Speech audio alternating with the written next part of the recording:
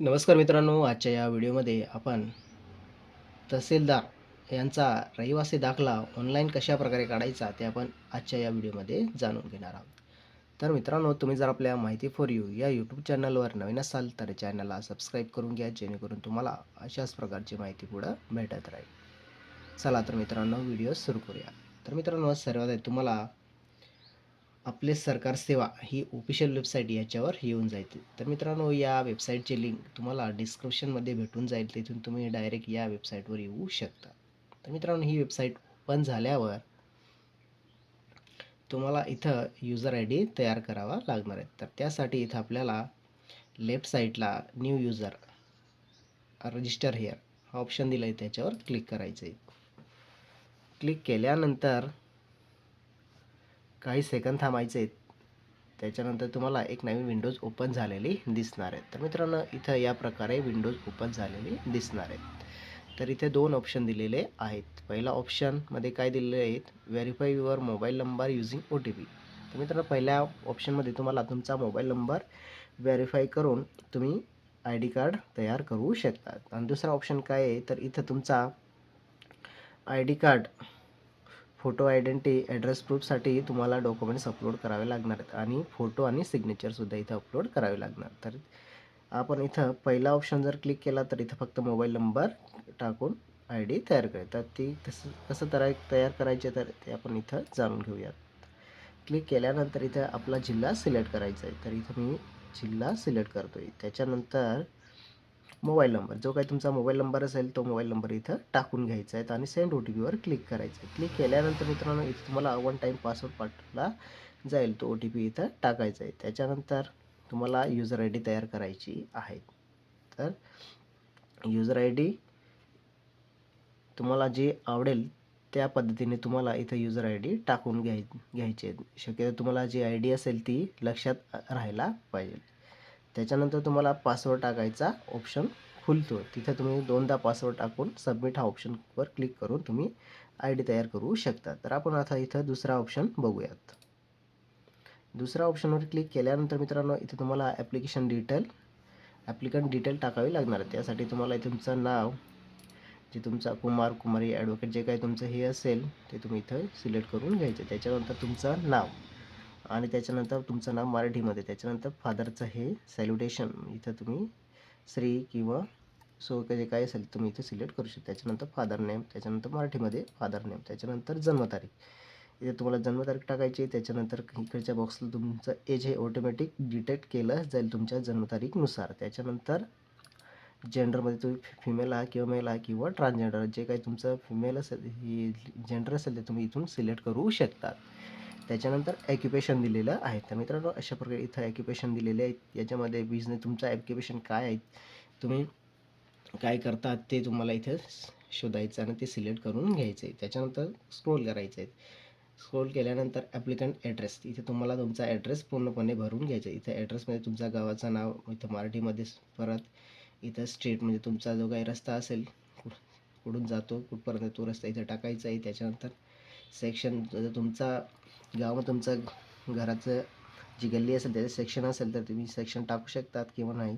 त्याच्यानंतर लँडमार्क, तुमच्या घराजवळ काय आहेत ते तुम्ही इथं लँडमार्क म्हणून टाकू शकता. त्याच्यानंतर डिस्ट्रिक्ट सिलेक्ट करायचं आहे, कोणतं पण डिस्ट्रिक्ट असेल. आणि त्याच्यानंतर तालुका, जे काही तालुका असेल तुमचं सिलेक्ट करायचं. त्याच्यानंतर विलेज, जे काही विलेज तुमचं असेल ते तुम्ही इथून सिलेक्ट करू शकता. त्याच्यानंतर पिनकोड दिलेला आहे, ते पिनकोड इथं टाकायचं आहे. त्याच्यानंतर मोबाईल नंबर, इथं मोबाईल नंबर टाकायचा. त्याच्यानंतर कॅप्चा टाकायचा आणि सेंड OTP करायचं आहे. OTP आल्यानंतर OTP तुम्हाला इथं वन टाईप पासवर्डचा ऑप्शन दिलं आहे त्याच्यावर टाकायचं आहे. त्याच्यानंतर पॅन कार्ड नंबर, जो काही तुमचा पॅन कार्ड नंबर असेल तो पॅन कार्ड नंबर इथं टाकून घ्या. त्याच्यानंतर युजर नेम, तुम्हाला इथं युजर नेमसुद्धा तयार करावा लागणार आहे. त्याच्यानंतर ईमेल आय डी, जे काही तुमची ईमेल आय डी असेल ती इथं ईमेल आय डी तुम्ही टाकून घ्यायची आहे. त्याच्यानंतर पासवर्ड सिलेक्ट करायचे आहेत आणि कन्फर्म पासवर्ड दोन सिलेक्ट करून खाली यायचं आहे. त्याच्यानंतर इथं तुम्हाला फोटो अपलोड करण्यासाठी इथं एक बॉक्स दिलेला आहे. तर इथे तुम्हाला फोटोची साईज ही 5 ते 20 KB असायला पाहिजे. त्याच्यानंतर फोटोची रुंदी ही 160 पिक्सेल असायला पाहिजे आणि उंची ही 200 किंवा 212 एवढी असायला पाहिजे. त्याच्यानंतर मित्रांनो, इथं प्रूफ ऑफ आयडेंटिटीसाठी तुम्हाला पॅन कार्ड किंवा voter I D, passport, Aadhaar card, driving licence, government किंवा semi government I D proof, त्याच्या मनरेगा जॉब कार्ड किंवा RSBY कार्ड याच्यापैकी एक जे काही असेल तुमच्याकडे तुम्ही इथं अपलोड करू शकतात. तर मेन म्हणजे इथं 75 ते 256 KB तुमचं जे डॉक्युमेंट्स असेल त्याची साईज इथं असायला पाहिजे. जर तुम्ही फोटोची साईज घेत असाल तर ती सुद्धा इथं 75 किंवा 256 KB या दरम्यान असायला पाहिजे. त्याच्यानंतर प्रूफ ऑफ ॲड्रेस याच्यामध्ये तुम्ही ration card, passport, Aadhaar card, driving licence, voter ID card, extract of 7/12 किंवा 8 नंबर.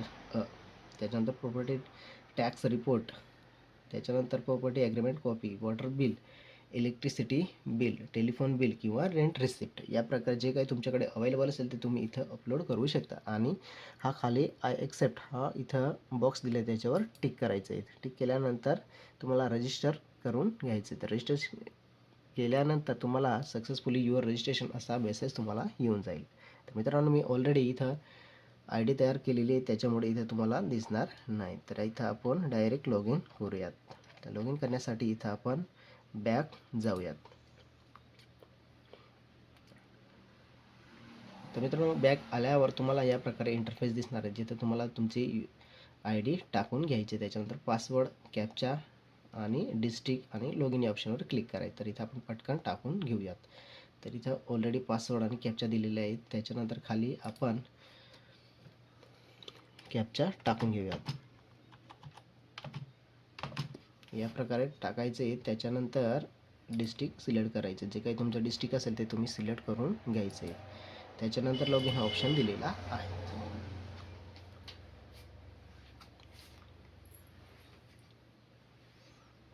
तर मित्रांनो अशा प्रकारे तुम्हाला डॅशबोर्ड दिसणार आहे. जिथं मित्रांनो इथं मी टेम्पररी रेसिडेन्स सर्टिफिकेट 24 तारखेला टाकलो ते सुद्धा इथं अप्रूव्ह झालेलं आहे. तर ते टाकायचं कसं ते आपण इथं जाणून घेऊया. त्याच्यासाठी तुम्हाला इथं राईट साईडला रेव्हेन्यू सर्व्हिसेस ऑप्शन दिलेला आहे. तर इथं खाली यायचं आहे. रेव्हेन्यू डिपार्टमेंट हा ऑप्शन दिला आहे त्याच्यावर क्लिक करायचं आहे. क्लिक केल्यानंतर मित्रांनो तिथे तुम्हाला सब डिपार्टमेंट सिलेक्ट करायचं. इथे रेव्हेन्यू सर्व्हिसेस आले की तुम्हाला इथं रेसिडेन्स सर्टिफिकेट इथं टेम्पररी रेसिडेन्स सर्टिफिकेट हा ऑप्शन दिला आहे त्याच्यावर क्लिक करायचं आणि प्रोसीड या बटनावर क्लिक करायचं आहे.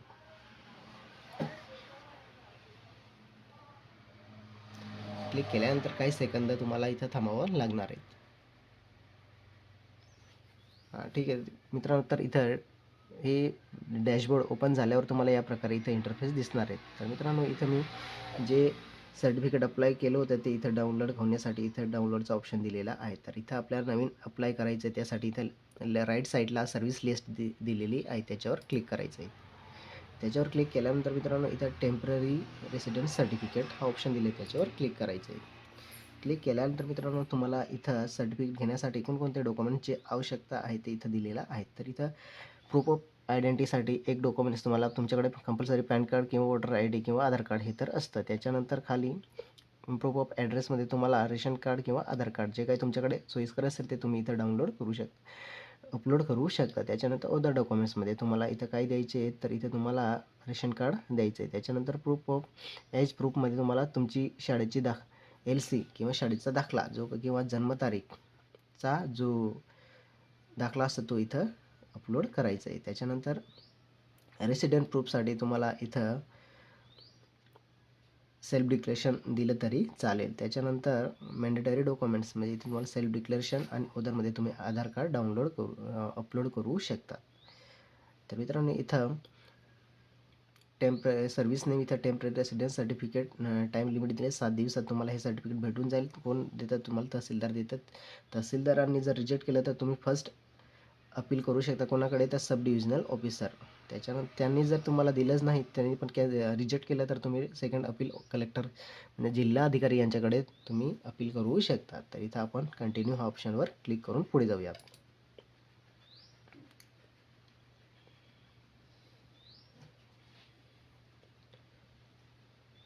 तर मित्रांनो या प्रकारे इथं ओपन झाल्यावर तुम्हाला सर्टिफिकेट नेम इथं रहिवासी प्रमाणपत्र, तात्पुरतं रहिवासी प्रमाणपत्र, स्थानिक वास्तव्याचा दाखला. तर आपल्याला काढायचं आहे रहिवासी प्रमाणपत्र. तर इथं रहिवासी प्रमाणपत्रावर क्लिक करायचं आहे. क्लिक केल्यानंतर मित्रांनो तुम्हाला इथं तुमची माहिती भरायची आहे. इथं ॲप्लिकंटमध्ये तुम्ही बघू शकता की सॅल्युटेशनमध्ये तुम्हाला निवडायचे जे काही तुमचं असेल ते तुम्ही इथं निवडून घ्यायचं आहे. त्याच्यानंतर फादर्स नेम जे काही फादर्स नेम असेल ते तुम्ही इथं सॅल्युटेशन निवडून घ्यायचं आहे.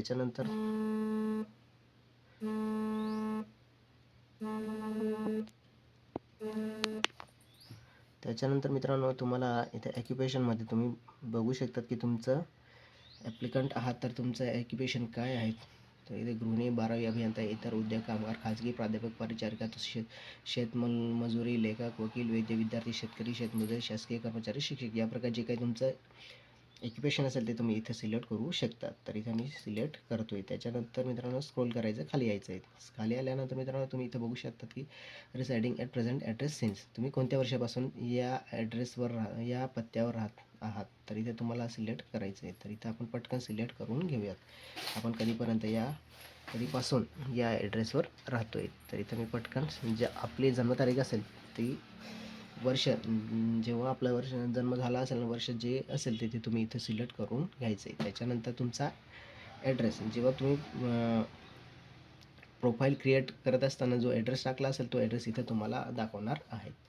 तर ॲड्रेस हा ऑटोमॅटिक असतो. त्याच्यानंतर बेनिफिशरी डिटेल इथं बेनिफिशरीचा आधार कार्ड नंबर टाकायचा आहे आणि इथं करंट रेसिडेंट टाकायचं आहे तिथं. त्याच्यानंतर ॲप्लिकंट रेसिडिंग महाराष्ट्रामध्ये किती वर्षापासून राहते ते वर्ष इथं टाकून घ्यायचं.